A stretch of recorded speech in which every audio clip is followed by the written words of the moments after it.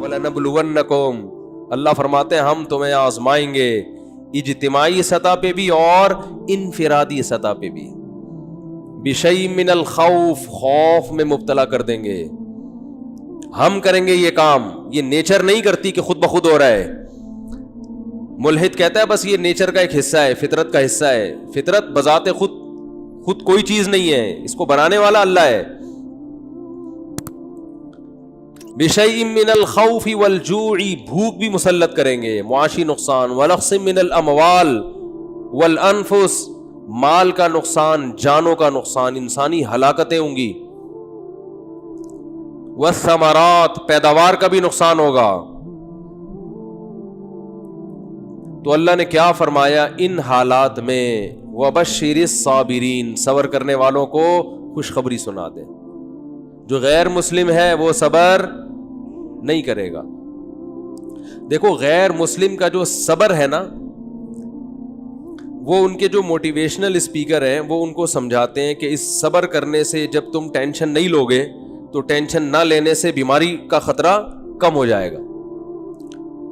اس لیے وہ چہرے کے ایکسپریشن سے، جو ان میں پڑھے لکھے لوگ ہیں، چہرے کے تاثرات سے، اور کوشش کرتے ہیں کہ ہم میڈیا کے سامنے جب آئیں اور بات کریں تو ہم یہ شو کریں کہ ہمیں کچھ بھی نہیں ہے.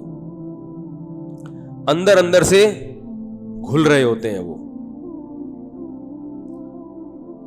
ہمارے ہاں دل میں غم نہ بھی ہو تو چیخ منہ سے ایسے ظاہر کرے گا کیونکہ ٹریننگ نہیں ہے نا، تربیت نہیں ہے، کہ جیسے ساری دنیا کا غم اسی کو ہے. عمل سے لگ رہا ہوگا کہ یہ غمزدہ نہیں ہے، لیکن جو دل کی راحت ہے، دل کی خوشی ہے، وہ اللہ صرف اہل ایمان ہی کو دیتے ہیں تکلیفوں میں.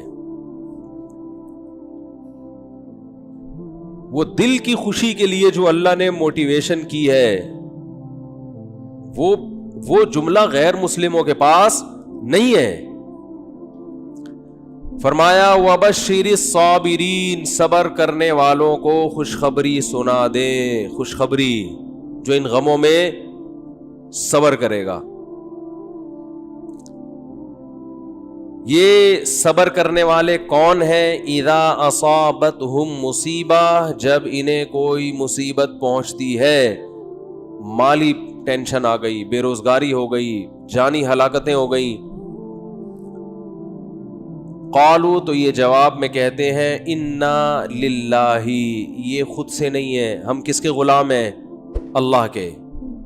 تو مالک کو اجازت ہے کہ وہ اپنے غلام کو آزمائش میں ڈال سکتا ہے. ہم اللہ کے غلام ہیں بھائی، یہ اللہ کے تصرفات ہیں. اتفاقی حادثات پہ انسان ٹینشن لیتا ہے، جو پہلے سے پلاننگ کے تحت ہو اور اس کی پلاننگ کرنے والا ہمارا رب ہو اور ہم سے محبت کرتا ہو، اس کی طرف سے پریشانی تو ہمیں بنانے کے لیے، ہمیں بگاڑنے کے لیے اور عذاب دینے کے لیے نہیں ہے. انا للہ، ہم اللہ کے غلام ہیں، وانا الیہ راجعون، اور اسی کی طرف ہم نے لوٹ کر جانا ہے، اسی کی طرف لوٹ کر جانا ہے. کیا مطلب بھائی؟ دنیا مسافر خانہ ہے، یہاں اگر مر گئے تو ہمیشہ کے لیے ختم نہیں ہو رہے. یہاں اگر آپ کو کوئی پریشانی آ رہی ہے اور کوئی آپ کے دکھ درد بانٹنے والا نہیں ہے تو ٹینشن لینے کا نہیں ہے.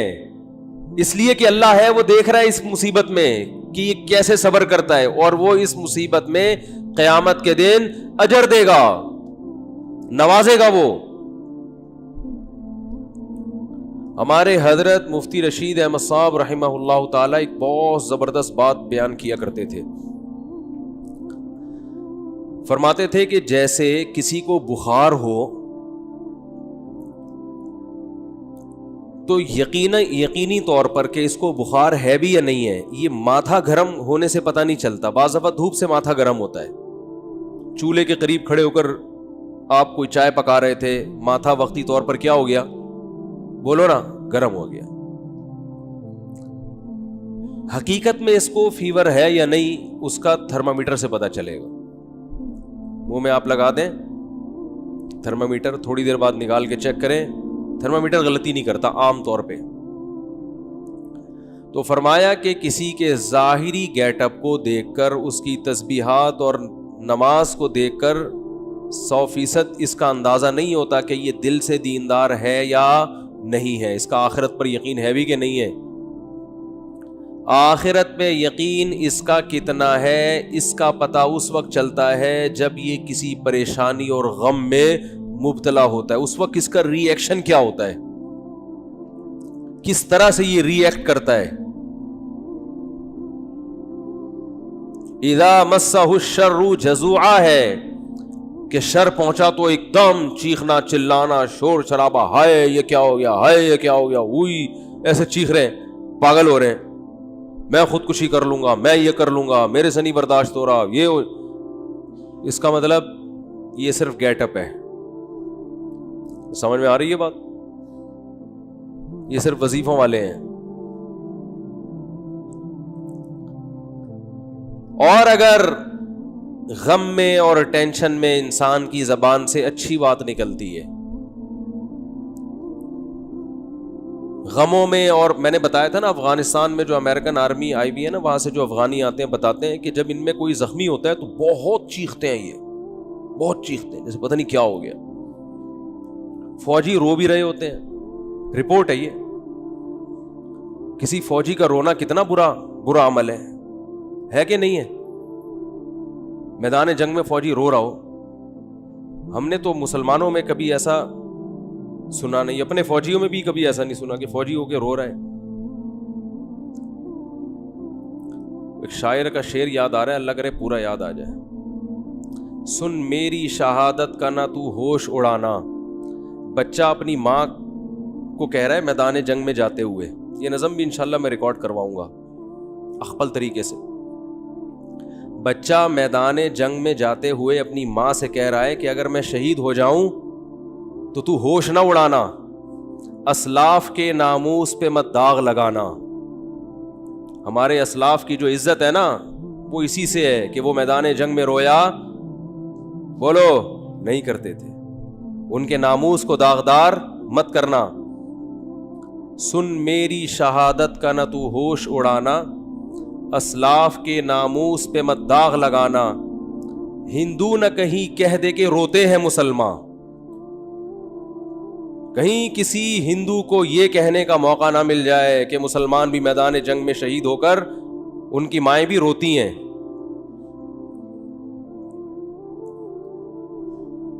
پھر کہتا ہے کٹ جاؤں مقتل میں تو اف تک نہیں کہنا. تو ماں کا اپنے بیٹے کی شہادت پہ رونا یہ برا نہیں ہے, یہ تو محبت کی علامت ہے. رونا تو سنت ہے, واویلا کرنا, چیخنا چلانا, اور وہ تو ماں ہے نا, چلو وہ تو روئے, چیخے چلائے نہیں. اپنی نواسی کی موت پر ہمارے نبی صلی اللہ علیہ وسلم کی بھی آنکھوں سے آنسو جاری ہوئے. آپ نے فرمایا کہ دل غمزدہ ہے, آنکھیں بہہ رہی ہیں, زبان وہی کہے گی جس پہ ہمارا رب راضی ہوگا. زبان سے وہی کہیں گے جس پہ اللہ کیا ہوگا راضی. آنکھوں پہ کنٹرول نہیں ہے تو رونے پر پابندی نہیں ہے. میدان جنگ میں تو رونا بری بات ہے. تو امریکیوں سے گزارش ہے کہ ہمارے ہاں ٹرکوں کے پیچھے لکھا ہوا ہوتا ہے تپڑ ہے تو پاس کر ورنہ برداشت کر. اس کا انگلش میں ترجمہ کروا کے اپنی پینٹوں کے پیچھے لکھوا لیں گے کہ بھائی جب افغانستان میں آنے کا تپڑ تھا تو آنا چاہیے تھا, پھر رونے کی بات کیا ہے, پھر رونے کی بات کیا ہے. اور اگر آ کے رونا ہی تھا تو پھر آنے کی چندہ ضرورت نہیں تھی. آپ سپر پاور ہو, آپ نے دنیا میں بےزتی کروا دی. آپ نے نہیں, یعنی آپ کے فوجیوں نے. تو ان کو چاہیے کہ ہمارے ہاں ٹرکوں کے پیچھے لکھا ہوتا ہے, اس کا کوئی انگلش میں ترجمہ کروا کے اگر شائع کر دے تو یہ بہت زبردست. ٹرکوں کے پیچھے, رکشوں کے پیچھے جو آپ کو اقوال ملیں گے وہ جمعے کے بیانات میں, اتوار میں نہیں ملیں گے آپ کو. حقیقت بتا رہا ہوں, بڑے سبق آموز باتیں ہوتی ہیں اس میں. تو اگر اوباما یہ پڑھ لیتے محترم تو میرا خیال ہے یہ جرت اور ہمت نہ ہوتی. تو وہاں جو افغانی لوگ بتاتے ہیں کہ جو امریکن سے لڑنے والے لوگ ہیں ان کے جب گولی لگتی ہے تو ان کا ریئیکشن الگ انداز سے ہوتا ہے, امریکن کے جب لگتی ہے تو وہ پاگلوں کی طرح عجیب سے چیخ رہے ہوتے ہیں, چلا رہے ہوتے ہیں, وہی کیا ہو گیا. تو ان کا چیخنا بالکل درست ہے, اس لیے کہ ان کے سامنے آخرت نہیں ہے. ان تکونوا تعلمون فإنهم يعلمون كما تعلمون وترجون من اللہ ما لا يرجون. اللہ فرماتے ہیں اگر تمہیں, اہل اسلام سے اللہ خطاب کر رہے ہیں, میدان جنگ میں تمہیں اپنے ملک کے دفاع میں لڑتے ہوئے اگر تمہیں زخم پہنچتے ہیں تو ان کو بھی تو زخم پہنچتے ہیں, اس کو زخم پہنچ رہے ہیں پھر بھی لڑ رہا ہے اور تم میدان میں پیچھے ہٹ جاؤ.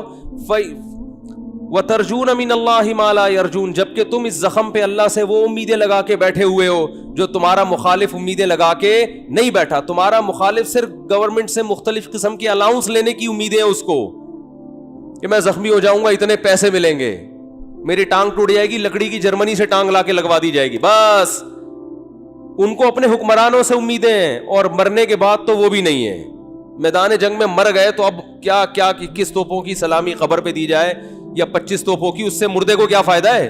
وہ کہے گا مجھے تو مار دیا نا. کہتے ہیں اس کے لواحقین کو نواز دیں گے, تو لواحقین کو نواز کے, یہ بھی تو اپنے لواحقین میں سب سے پہلے تو یہ تھا, لواحقین کے لیے اپنے آپ کو ہی مروا دیا. کہے گا یار اتنا پروٹوکول تو میں زندگی میں لواحقین کو نہیں دیتا تھا.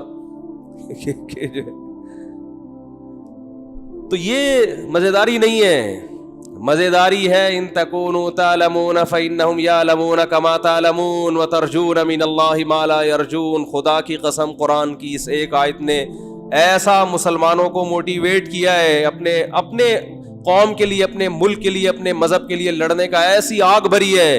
اللہ فرماتے ہیں اگر تم زخمی ہوتے ہو تو انہیں بھی تو زخم پہنچتے ہیں, وہ تھوڑی جیسے آتے ہیں ویسے کے ویسے, کچھ تو تم نے ان کو بھی مارا ہوتا ہے. اس کے باوجود وہ میدان میں اتر رہے ہیں, حالانکہ ترجون من اللہ ما لا یرجون, تمہیں اللہ سے وہ امیدیں ہیں جو ان کو نہیں ہے. اور تمہیں اللہ سے کیا امیدیں ہیں؟ آپ صلی اللہ علیہ وسلم نے فرمایا جس کے میدان جہاد میں زخم لگا, قیامت کے دن وہ زخم بہتا ہوا ہوگا اور اس کے خون کی رنگت خون جیسی اور اس کی خوشبو مشک جیسی ہوگی. اسی طرح آئے گا قیامت کے دن. شہید کے خون کا قطرہ زمین پہ گرنے سے پہلے اللہ اس کے گناہوں کو معاف کر دیتے ہیں.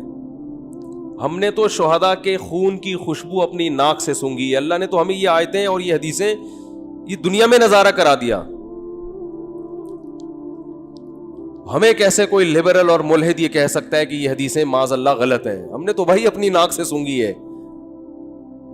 ابراہیم علیہ السلام نے اللہ سے پوچھا کہ اے اللہ تو مردوں کو زندہ کیسے کرے گا قیامت کے دن, یہ تو بوسیدہ ہڈیاں ہو کے مر کے ختم. تو اللہ نے فرمایا اولم تؤمن, کیا میری باتوں پہ یقین نہیں ہے؟ قال بلا, اللہ کیوں نہیں ہے, تو نے کہہ دیا بس یقین ہے, لیکن ذرا دکھا دے تو اور اطمینان ہو جائے گا. اللہ نے فرمایا خذ اربعۃ من الطیر, 4 پرندے لو, فصرہن الیک, ان کو آوازوں سے مانوس کریں. کسی آواز سے مانوس کر دیا جاتا ہے, دوڑتا ہوا آتا ہے. ثم اجعل علی کل جبل منہن جزءا, ان کو ذبح کر کے قیمہ بنا کے ٹکڑے کر کے مکس کر کے چاروں طرف جو پہاڑ ہے نا ان کی پہاڑیوں کے کونوں پہ چوٹیوں پہ رکھ دیں. ثم ادعوہن, پھر جس پرندے کو جس آواز سے مانوس کیا ہے وہ آواز نکالیں. یاتینک سعیا, وہ پرندے دوڑتے ہوئے ابراہیم علیہ السلام کی طرف آئے, دوڑتے ہوئے, سارے بوٹیاں اڑ اڑ کے زندہ ہوئے, پورے پر اور پورا پرندہ بنا اور ابراہیم علیہ السلام کی طرف دوڑ رہے. تو جس پیغمبر نے یہ منظر اپنی آنکھوں سے دیکھا ہو, انہیں کبھی کوئی وسوسہ ہوگا اللہ کی باتوں میں کہ میں قیامت کے دن مردوں کو زندہ کروں گا؟ تو بھائی ہم نے تو شہداء کے خون کی خوشبو اپنی ناک سے سونگی ہے, اور میں نے نہیں, بہتوں نے سونگی ہے. بہت سو سے آپ تصدیق کروا سکتے ہیں. اس میں ڈرامے بھی ہوتے ہیں, میں مانتا ہوں. آج کل تو جو مر رہا ہے خوشبو آ رہی ہے. تو اس میں جو کرامتیں ہوتی ہیں نا، اس میں جھوٹی خبریں بہت پھیلتی ہیں.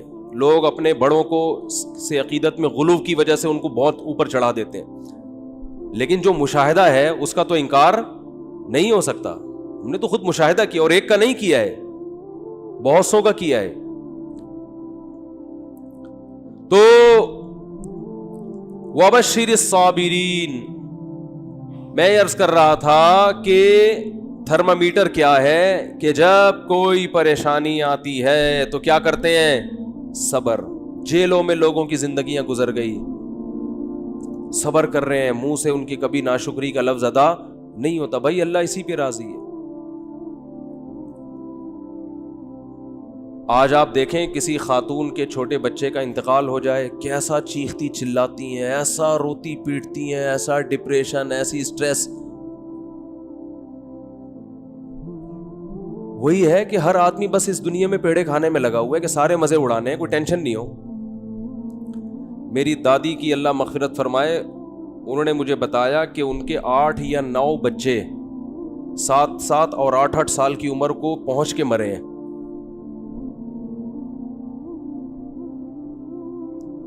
پھر غالباً 3 بچے ان کے بچے تھے،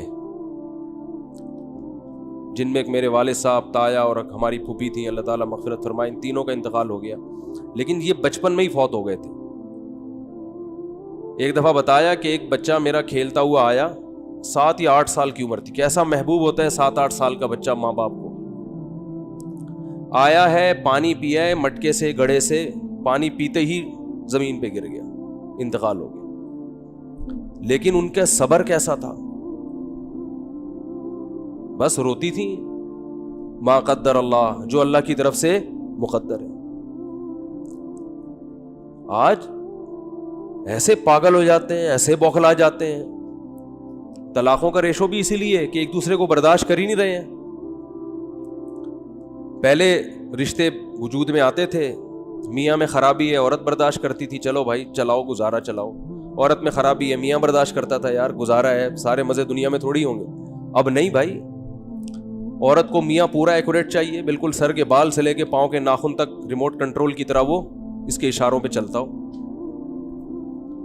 اور مرد کو بھی ایسا ہی ہے کہ بیوی ایسی چاہیے جس میں کسی قسم کا کوئی فالٹ ہو ہی نہیں، استخاروں میں بھی پازیٹیو آئے، اور حسن و جمال بے مثال، اور جناب اخلاق بھی، اور ہر معاملے میں اس کا معیار ایسا ہے کہ اس کو دنیا میں بس سارے مزے اس نے دنیا میں چاہیے. یہ ہر آدمی کا ہو چکا ہے معاملہ.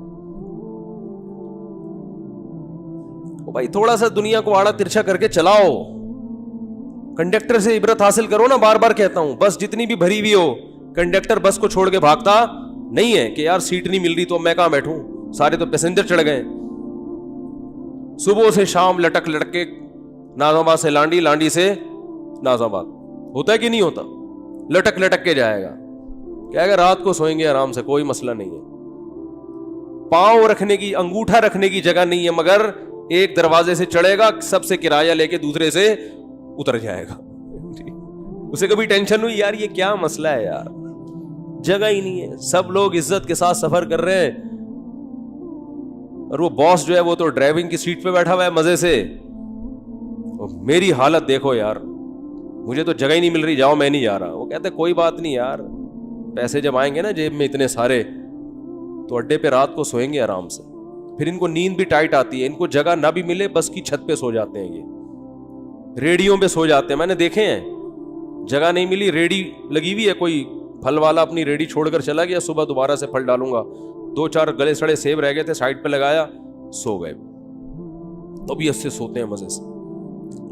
وہ ٹینشن برداشت کر رہا ہے کہ بھائی پیسہ آ رہا ہے، تو بھائی ہم اور آپ بھی برداشت کر لیں کہ اجر آ رہا ہے اللہ کی طرف سے، ثواب مل رہا ہے، آخرت میں ذخیرہ ہو رہا ہے.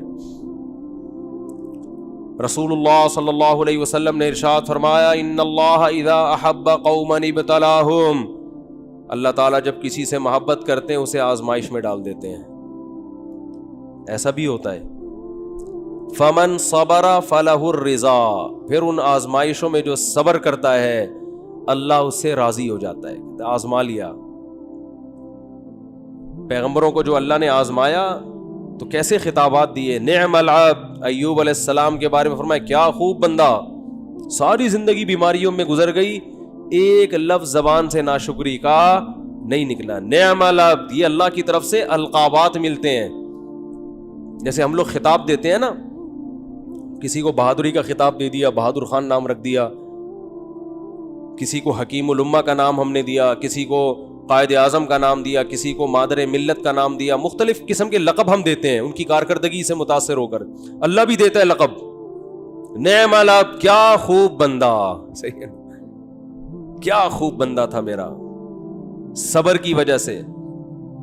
وَإِذِ ابْتَلَىٰ إِبْرَاهِيمَ رَبُّهُ بِكَلِمَاتٍ, سورہ بقرہ, فرمایا اس وقت کو یاد کرو جب ابراہیم کو اس کے رب نے چند چیزوں میں آزمایا, وہ بھی آزمائشیں آئیں ان کے اوپر.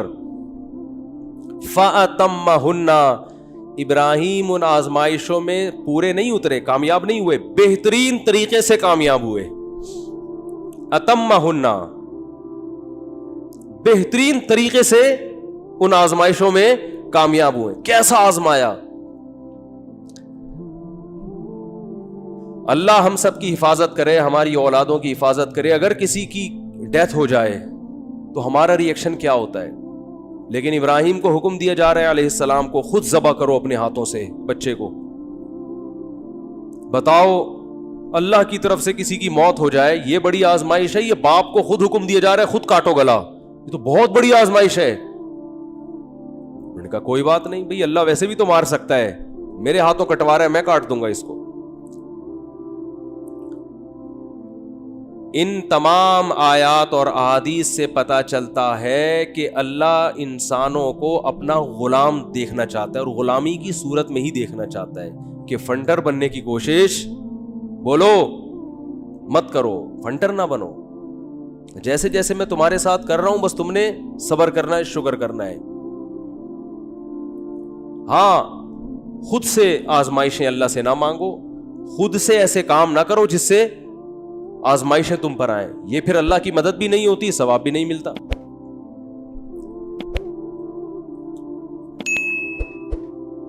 وَلَنَبْلُوَنَّكُمْ, فرمایا آزماتے رہیں گے.